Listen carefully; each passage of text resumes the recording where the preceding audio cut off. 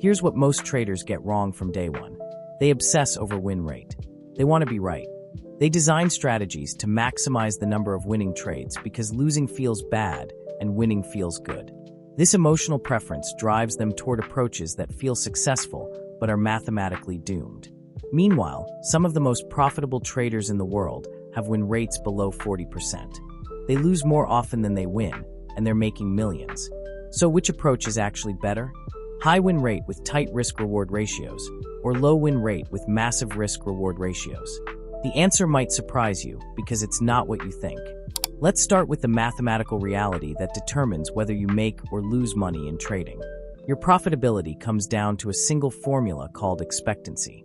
Expectancy equals your win rate multiplied by your average win, minus your loss rate multiplied by your average loss. This formula tells you how much you can expect to make per dollar risked over many trades. If your expectancy is positive, you'll make money over time. If it's negative, you'll lose money. Everything else is just noise. Here's where it gets interesting.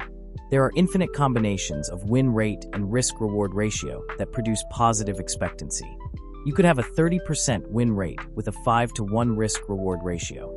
Your expectancy would be 0.3 times 5, which equals 1.5, minus 0.7 times 1, which equals 0.7.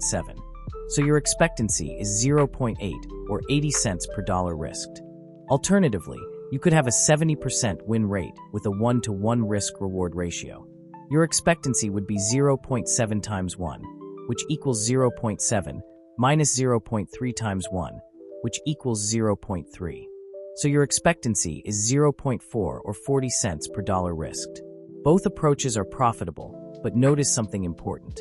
The lower win rate strategy with the higher risk-reward ratio has twice the expectancy of the high win rate strategy with the lower risk-reward ratio. This mathematical relationship is crucial. As your risk-reward ratio increases, you need a lower win rate to be profitable.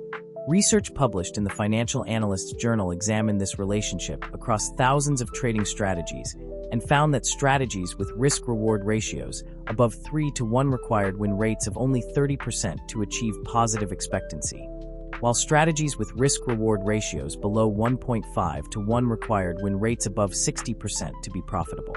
But here's where theory meets reality.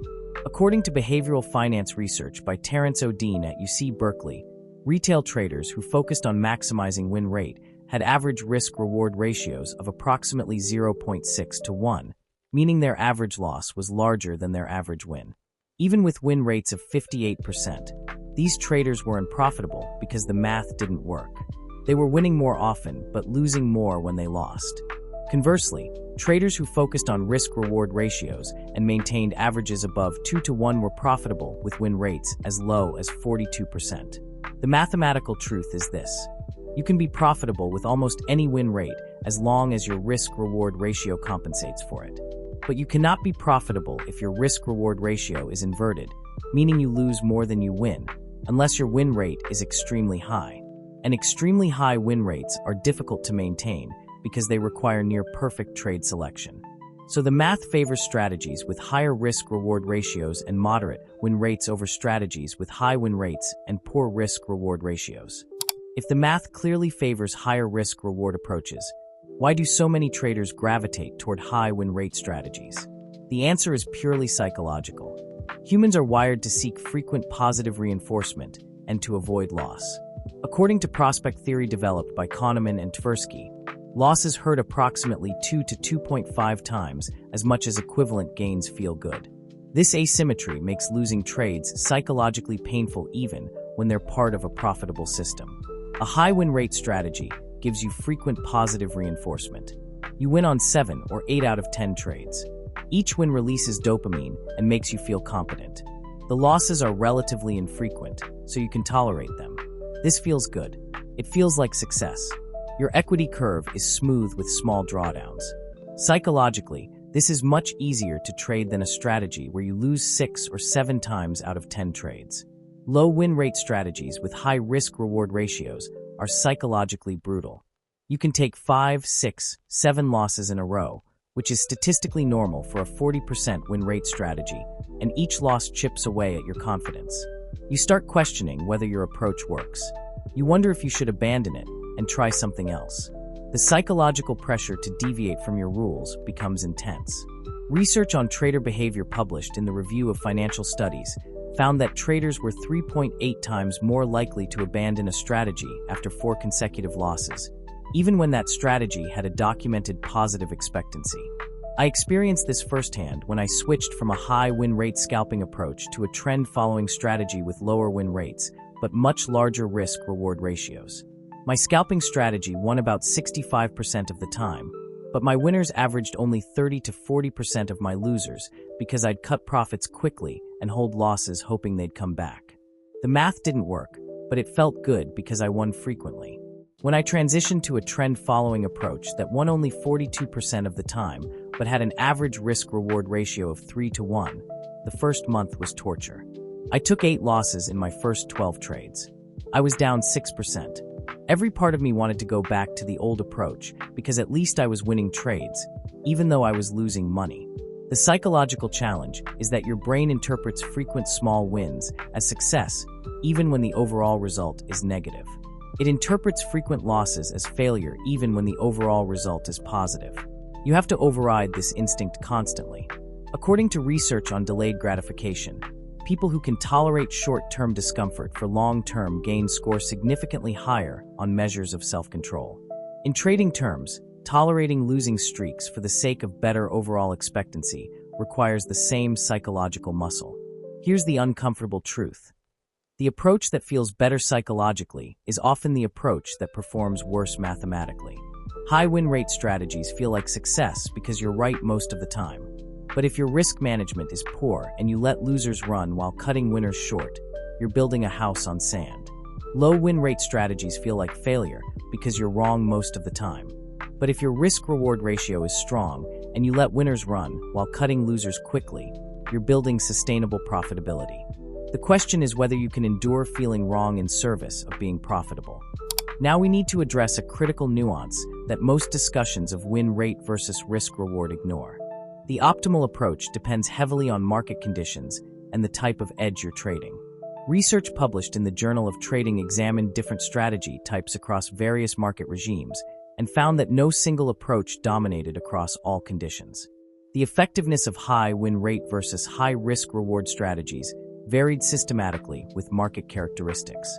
In ranging, choppy markets with no clear trend, high win rate strategies with lower risk-reward ratios tend to perform better. Why?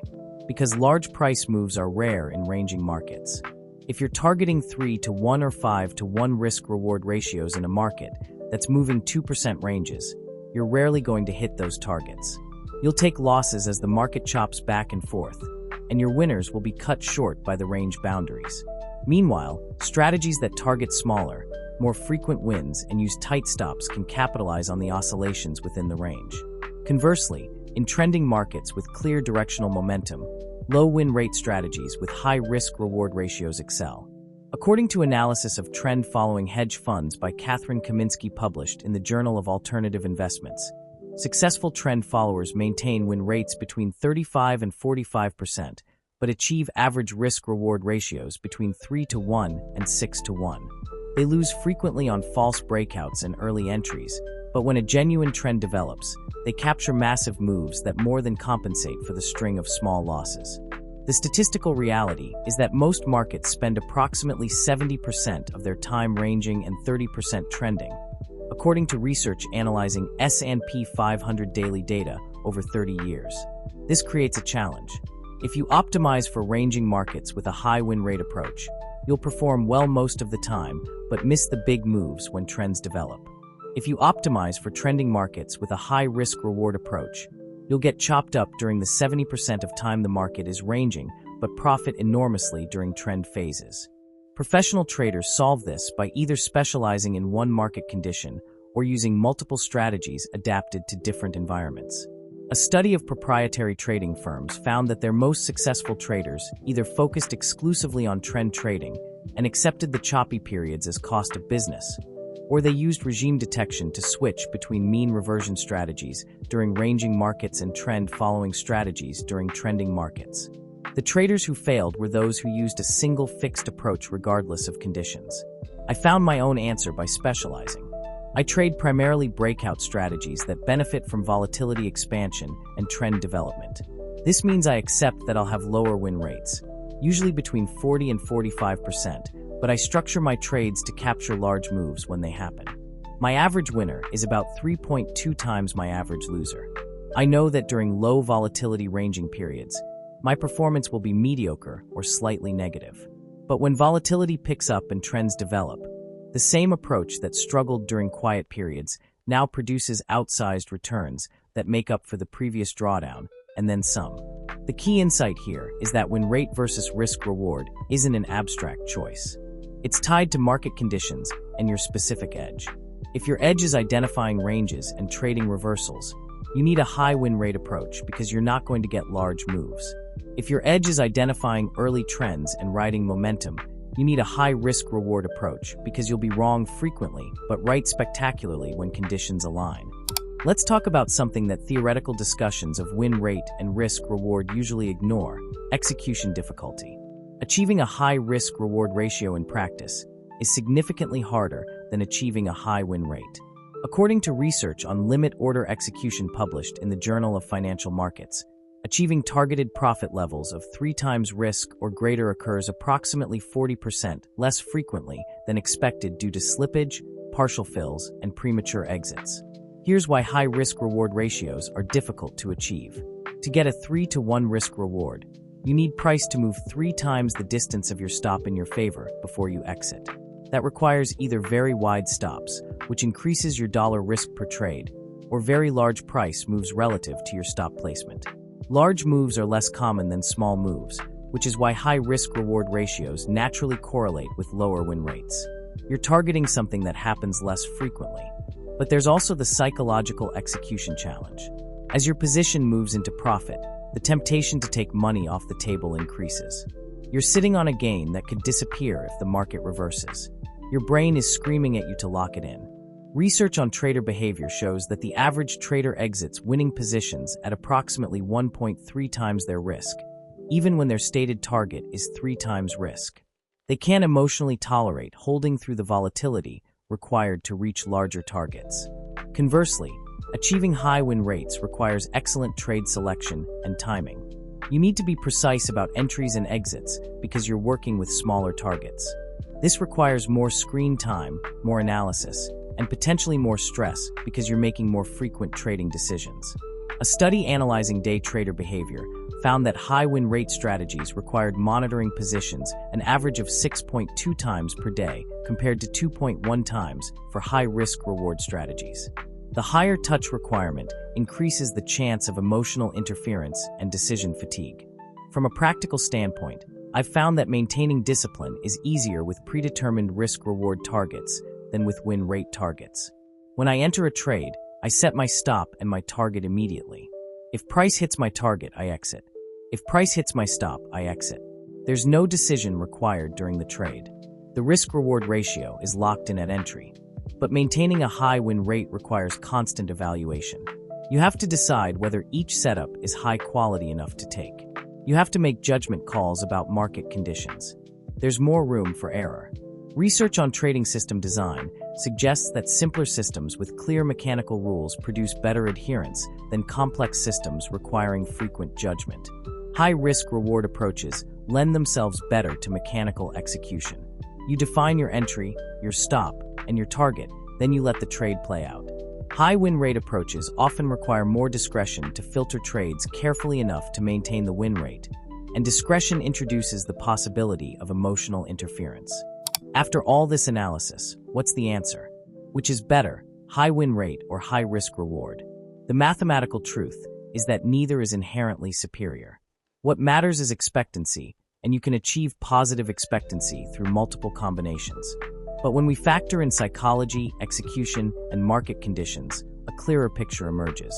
Research tracking thousands of retail traders over multi-year periods consistently finds that profitable traders cluster around a moderate win rate of 45 to 55% with risk-reward ratios between 2-to-1 and 3-to-1. This combination provides frequent enough wins to maintain psychological confidence while capturing sufficient profit on winners to compensate for losses. According to data from brokerage firms analyzing their most consistently profitable clients, 68% fell within this range of win rates and risk rewards. The traders who struggle fall into two camps. The first group has high win rates above 65%, but risk-reward ratios below 1-to-1. They're winning frequently, but their losers are wiping out multiple winners. The second group has very high risk-reward ratios above 5-to-1, but can't maintain sufficient win rates because they're targeting moves that are too large or too rare. They're attempting to hit home runs, but striking out so often that the math doesn't work. The practical takeaway is this: aim for a balanced approach that gives you both psychological sustainability and mathematical edge. A 40 to 50% win rate with a 2 to 3 to 1 risk-reward ratio is achievable across most market conditions, provides reasonable emotional reinforcement through regular wins, and produces strong expectancy. This range also has the benefit of being robust to small execution errors. If your win rate drops to 40% or your risk-reward drops to 2 to 1, you're still profitable. I've settled into a personal range of 42 to 47% win rate with an average risk-reward of 2.8 to 1. Some months I'm at the high end of that range, some months at the low end, but over meaningful samples it clusters around 45% and 2.5 to 1. This gives me an expectancy of about 0.7, meaning I make 70 cents for every dollar I risk. That might not sound spectacular, but compounded over hundreds of trades per year, it produces substantial returns. More importantly, it's a combination I can execute consistently without feeling like I'm either chasing unrealistic targets or settling for mediocre wins. The answer to whether win rate or risk reward is better is that you need both in balance. Focusing exclusively on either metric will lead you astray. Focus instead on expectancy, which is the product of both factors. Then design your approach around an expectancy that's achievable given your market, your edge, and your psychology. Test it thoroughly to confirm the numbers are real. Then execute it consistently and let the math work over time. That's not the exciting answer that promises shortcuts, but it's the answer that actually produces profits. Everything else is just traders arguing about the wrong question while the market takes their money.